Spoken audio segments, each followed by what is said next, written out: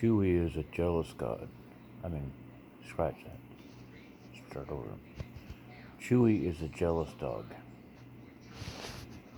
He believes no other dogs nor beast shall be placed before him.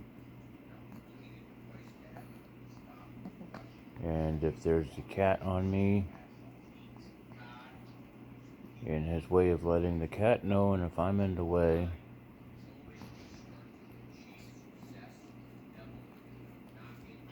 the gnashing of the teeth come out.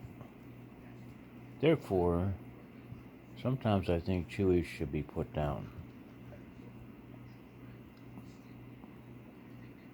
on the floor. But he's a lapdog. And he is a good dog.